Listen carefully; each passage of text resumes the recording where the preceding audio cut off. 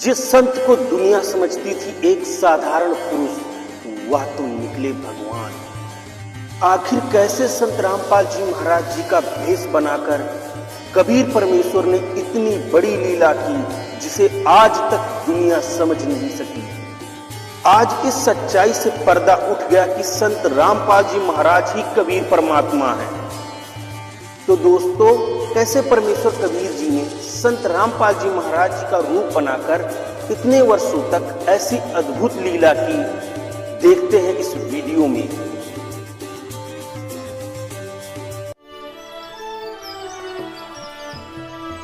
ये सत्य घटना उस दिव्य प्रसंग की है जो आज तक केवल एक रहस्य था। वो रहस्य सालों पश्चात अब आपके सामने प्रस्तुत होने जा रहा है। संत रामपाल जी महाराज जी के जीवन का वो महत्वपूर्ण दिन जिसके विषय में उन्होंने आज तक भक्त समाज के समक्ष केवल सांकेतिक और आंशिक वर्णन किया था, अब उनकी आज्ञा से वो दिव्य प्रसंग विस्तार से प्रस्तुत हो रहा है। ये प्रसंग उस दिन का है जिस दिन संत रामपाल जी महाराज जी को कबीर परमेश्वर जी स्वयं इस धरातल पर आकर मिले थे। हे गुरुदेव राम देवानंद जी महाराज, ना जाने आपने इस दास में क्या देखा कि आपने इस दास को इतनी बड़ी जिम्मेदारी दे दी। अपने बाद मुझे गुरु पद पर बैठा दिया। ये दास अपनी आखिरी सांस तक आपके द्वारा दिया गया जगत कल्याण के मार्ग और मोक्ष के कार्यों को पूरा करने के लिए समर्पित रहेगा। परमात्मा का सत्य ज्ञान और सच्चा मंत्र हर घर तक पहुंचा के छोड़ूंगा, फिर चाहे कुछ भी बीते मेरे साथ। ये दास आजीवन परमात्मा के मार्ग में कार्यरत रहेगा। ये फाल्गुन शुक्ल पक्ष एकम विक्रमी संवत 2053 9 मार्च 1997 रविवार की बात है। संत रामपाल जी महाराज हरियाणा के झज्जर जिले के एक झाड़ली कस्बे में गरीबदास जी महाराज जी की वाणी का पाठ करने गए थे। वहां किसी कारणवश पाठ रद्द होने की वजह से वे वापस आ रहे थे। वहां से लौटते समय संत रामपाल जी महाराज कबीर परमात्मा की याद में मग्न अपने दुपहिए वाहन पर सवार वापस लौट रहे थे। संत रामपाल जी महाराज स्कूटर को रास्ते में एक चाय की दुकान के पास रोक देते हैं। राम राम महाराज जी। राम राम भगत जी। महाराज जी, चाय समोसा लगा दूं? हाँ भगत जी, लगा दीजिए।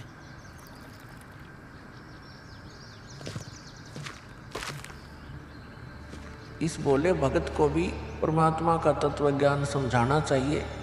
भगत जी, कबीर परमात्मा की भक्ति करनी चाहिए। मनुष्य जीवन हमें सिर्फ इसीलिए मिलता है। मानुष जन्म दुर्लभ है ये नलन बोरे, जैसे तरवर से पत्ता टूट गिरे वो बोर न लगता ढोरी। भगत जी, इस काल लोक का कोई भरोसा नहीं है, न जाने कब किस पर क्या बिजली गिर जाए। इसलिए कहता हूँ आपको कि कबीर परमात्मा से जुड़ जाओ, नाम दीक्षा लेकर अपना कल्याण करवा लो। वो कबीर परमात्मा यह भी आपकी और आपके परिवार की रक्षा करेगा और मृत्यु के बाद सीधा मोक्ष को प्राप्त कर जाओगे। ठीक कहते हो महाराज जी। ये कबीर परमात्मा ऐसे गंदे लोक में जहाँ आदमी की जिंदगी का पल का भरोसा नहीं, व्यक्ति यहाँ जी कैसे रहा है, ना जाने कब क्या हो जाए, कब कौन सी बीमारी हो जाए, कब दुर्घटना हो जाए, कब कोई संसारिक आपदा आ जाए। दाता, आपकी भक्ति के बिना यहाँ किसी को ना सुख मिल सकता है और न ही मोक्ष। ये बात ये बोले जीव कब समझेंगे? आखिर ये अज्ञान अंधेरा कब दूर होगा दाता? आप ही दया करेंगे कबीर परमेश्वर। ये बोले जीव तो अपना जीवन आपकी भक्ति के बिना व्यर्थ ही कर रहे हैं। चाय पीने के बाद संत रामपाल जी महाराज मातन हिल की तरफ निकल पड़ते हैं। बिन उपदेश अचंभ है, क्यों जीवत है प्राण, और भक्ति बिना काठोर है, ये नर नहीं पाषाण। आगे चलकर संत रामपाल जी महाराज स्कूटर को एक पुलिये के पास रोक देते हैं। इस पुलिये की खास बात ये थी कि संत रामपाल जी महाराज जी ने इस पुलिये को सिंचाई विभाग में जूनियर इंजीनियर रहते हुए स्वयं बनाया था। क्योंकि यह पूरा क्षेत्र जंगल नुमा था, इसलिए संत रामपाल जी महाराज जी को इस पुलिये पर बैठना बहुत अच्छा लगता था और नौकरी के दौरान वो इस पुलिये पर बैठकर परमात्मा की याद में खो जाया करते थे। हे दयालु कबीर परमात्मा, आप जी हम नीचों के लिए 600 वर्ष पहले एक धानक रूप धारण कर इस गंदे लोक में 120 वर्ष तक रहे। आप जी को गर्म तेल के कढ़ाई में डाला गया, खूनी हाथी से मरवाने की कोशिश की गई, दरिया में डुबोकर मारने की कोशिश की गई। आप जी को बदनाम करने हेतु झूठी चिट्ठी डाली गई। आपके साथ कितने जुल्म ढाए गए, फिर भी हे दयालु कबीर परमात्मा, आपने क्या कुछ नहीं किया। अपनी सतलोक से बिछुड़ी आत्मा को अपनी शरण में लेने के लिए, इस तत्व ज्ञान को सब जीवों तक पहुंचाने के लिए।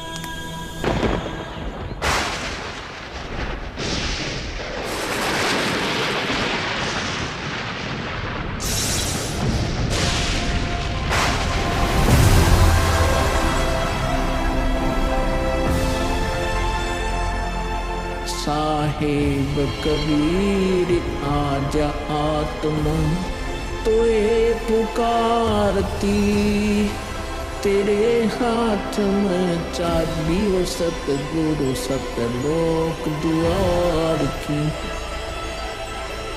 साहेब कबीर आजा आत्मा तोए पुकारती, तेरे हाथ में चाबी वो सतगुरु सतलोक द्वार की।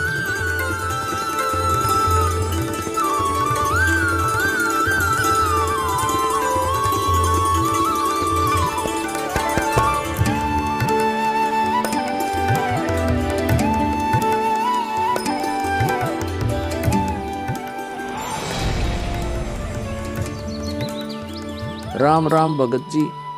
राम राम। आओ भगत जी बैठिए, खड़े क्यों हो? संत रामपाल जी महाराज अपने परने को पुलिया की दीवार पर बिछा देते हैं और महात्मा जी से बैठने का आग्रह करते हैं। कहाँ से आए हो बेटा, क्या करते हो? भगत जी, वैसे तो मेरा गांव धनाना है, जिला सोनीपत में पड़ता है।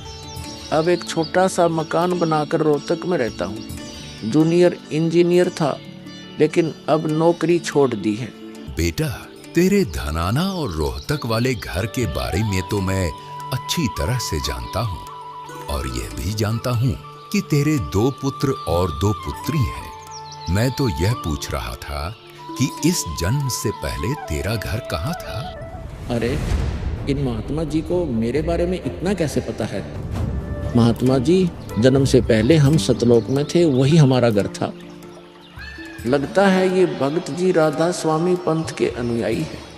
इनको सत्य का ज्ञान कराना चाहिए। मेरे गुरुजी स्वामी रामदेवानंद जी हैं। मेरे भगवान कबीर देव जी सृष्टि के रचनहार है, वही सतपुरुष है। कुछ पंथ वाले सतलोक के विषय में तो बताते हैं, लेकिन वे सतपुरुष को निराकार बताते हैं, जो कि बिल्कुल झूठ है। भक्त जी, मैं स्वयं संत गरीबदास जी के पंथ से जुड़ा हूँ। संत गरीबदास जी गांव छुड़ानी जिला झज्जर वाले थे और उनको 10 वर्ष की उम्र में कबीर परमात्मा जी जिंदा महात्मा के रूप में मिले थे। उसके बाद कबीर परमात्मा जी गरीबदास जी की आत्मा को अपने साथ सतलोक ले गए थे और वहाँ की सारी व्यवस्था दिखाकर उन्हें इस धरती पर वापस छोड़ा था। फिर उन्हीं बालक गरीबदास ने सतलोक के बारे में बताया कि ऊपर सतलोक है, वहाँ सारी सुख सुविधा उपलब्ध हैं, सदाबहार बाग हैं, नर नारी की सृष्टि है।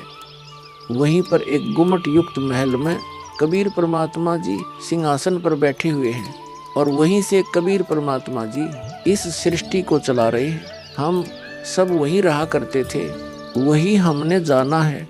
जो सतलोक में केवल प्रकाश ही प्रकाश बताते हैं, उनका ज्ञान गलत है, वे मोक्ष प्राप्त नहीं कर सकते। भक्त जी, उस बालक गरीबदास ने वाणियों के माध्यम से बताया है कि गरीब अनंत कोटि ब्रह्मांड का एक रति नहीं भार, सतगुरु पुरुष कबीर हैं कुल के सिरजनहार। कौन कबीर? हम सुल्तानी नानक तारे दादू को उपदेश दिया, जाति जुलाहा भेद नहीं पाया, काशी माहे कबीर हुआ। बहुत आनंदित करने वाली बातें करते हो, और बताओ कुछ। इन्हें अपना ज्ञान अधूरा लग रहा है, हो सकता है ये नाम दीक्षा लेकर परमात्मा से जुड़ जाए। भक्त जी, अगर आपको अपना कल्याण करवाना है तो एक ही तरीका है, नाम दीक्षा। मेरे पूज्य गुरु जी ने मुझे नाम दीक्षा देने का आदेश दे रखा है।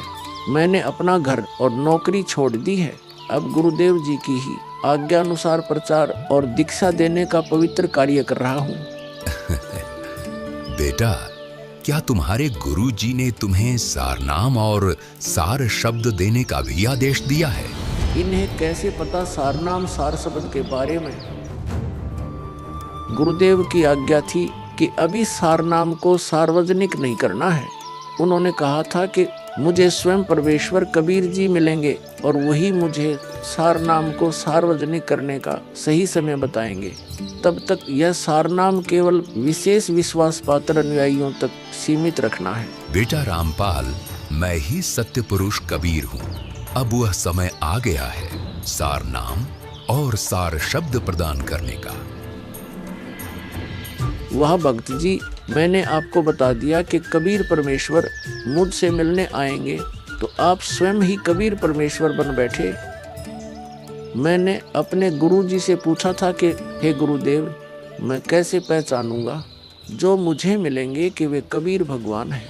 गुरु जी स्वामी राम देवानंद जी बोले, यह विश्वास करवाना व पहचान करवाना उनका काम है। तभी तो मैं बता रहा हूँ, मैं ही सत्य पुरुष कबीर हूँ। कबीर परमेश्वर जी सबको जिंदा बाबा के वेश में मिले हैं। आप तो जिंदा बाबा वाले वेश में नहीं हो।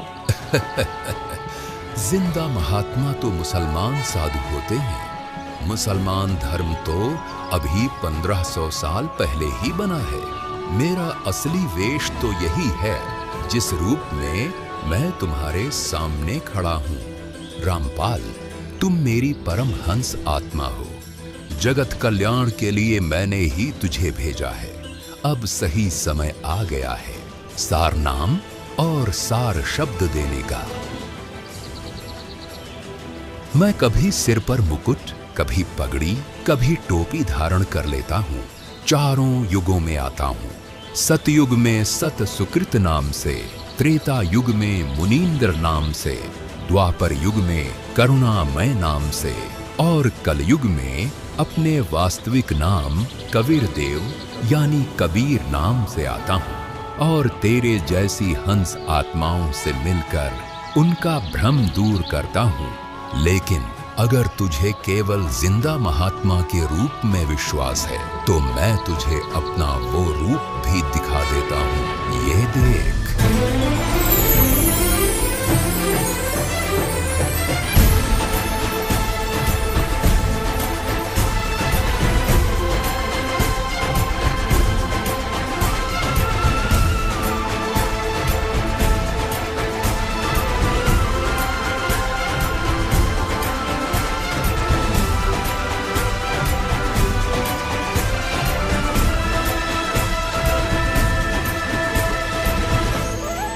हे परमेश्वर, मुझे क्षमा कर दीजिए।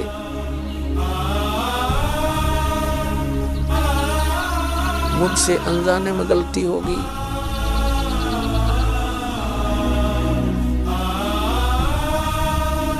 आपने मुझे साक्षात दर्शन दिए और मैं आपको पहचान न सका। मुझे क्षमा कर दीजिए परमपिता। बेटा रामपाल, अब वो समय आ गया है जो मैंने धर्मदास को कहा था कि कलयुग बीते 5505 तब यह वचन मेरा होगा साचा। यानी जब कलयुग 5505 वर्ष बीत जाएगा तब मैं खुद इस धरातल पर आऊंगा और अपने बच्चों को तत्व ज्ञान समझाकर इस काल लोक से सतलोक ले जाऊंगा। बेटा रामपाल, तुम मेरी परम हंस आत्मा हो। अब इसके आगे बेटा मैं ही तेरे रूप में सारी लीला करूंगा और यह तत्व ज्ञान अपने बच्चों को बताऊंगा, उन्हें सतलोक की राह दिखाऊंगा।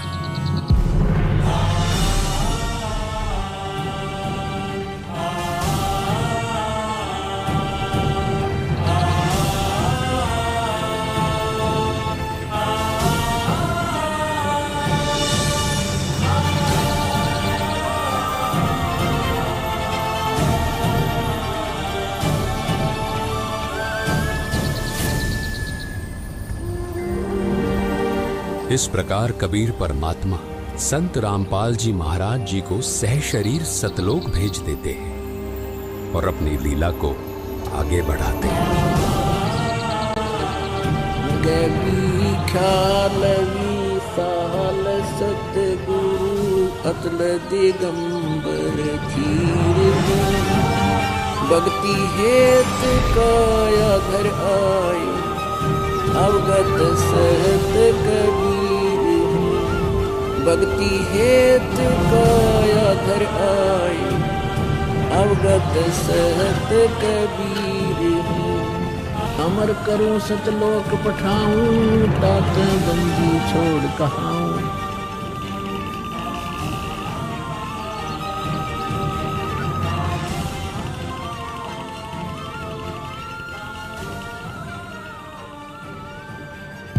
इस प्रकार कबीर परमात्मा संत रामपाल जी महाराज जी को सह शरीर सतलोक भेज देते हैं और स्वयं सर्व सृष्टि रचनहार कबीर परमात्मा संत रामपाल जी महाराज जी के रूप में संपूर्ण संसार का उद्धार करने के उद्देश्य से इस पवित्र मिशन पर निकल पड़ते हैं। संत रामपाल जी महाराज जी के रूप में कबीर परमात्मा स्वयं को छिपाए हुए हैं। उनके इस लीला को समझना आम जीव की समझ से बहुत दूर है। एक संत के स्वरूप में परमात्मा के अभिनय की ये अद्भुत सच्चाई भक्त समाज के लिए जानना बहुत जरूरी था। साक्षात कबीर परमात्मा के स्वरूप बंधी छोड़ सद्गुरु रामपाल जी भगवान की जय हो। अब बच्चों ज्ञान पूरा आ चुका है और वो ठीक का समय आ गया है। गुरु पूरा, ज्ञान पूरा, भगवान पूरा, सब ही नारी नर शुद्ध तक जब ठीक का दिन आवंत कपट चातुरी छोड़ के शरण कबीर गहंत। बच्चों वो ठीक का दिन आ गए। चारों तरफ डंका बोल गया दाता का, कहाँ उग्र कहाँ शूद्र हो, चाहे कोई नकम्मा डाकू लटेरा है, चाहे कोई छोटी जाति समझते हो आपको। अरे सबकी भाव पीर परमात्मा वो संत जो मेरा भेजा होगा, भेजा हुआ आएगा, वो सबके दुख दूर करेगा। अरे सबकी भाव पीर सो समान समदृष्टि है समृत सत कबीर। वो एक समान समदृष्टि का है, सबको एक दृष्टि से एक समान प्यार देगा, सबको एक जैसा व्यवहार देगा, एक जैसा सच्चा नाम सतनाम सार शब्द देगा। वो समर्थ सत कबीर ही होगा। बोलो बंदी छोड़ कबीर साहब की जय हो।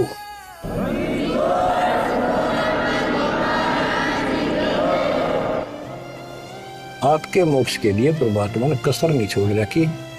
जो भी संभव व्यवस्था है वो सारी कर दी है। बच्चों तुम भी दया करियो, रहम करियो परम पिता पे। बच्चों आने वाली पीढ़ियां आपको भी याद करा करेंगी, जब तक चांद सूरज रहेंगे आपका नाम रहेगा कि हमारे कौन माता पिता, कौन दादा परदादा दादी इसे अमृत ज्ञान को हमारे कुल में लाए थे। आने वाली पीढ़ियों के उद्धार के लिए तुम जिम्मेवार हो, कुर्बान हो जाओ। पहचान लो उस परम पिता को और पहचान लो अपने गुरुदेव को। परमात्मा आपको मोक्ष दे, आपको सद्बुद्धि देकर रखे, आपको भगवान की याद बनी रहे, सतलोक याद रहे, काल का कष्ट भी याद रहे, यहाँ भी सुखी रहो, सतलोक में सदा सुखी होते। ये दास का आशीर्वाद है। सत साहिब।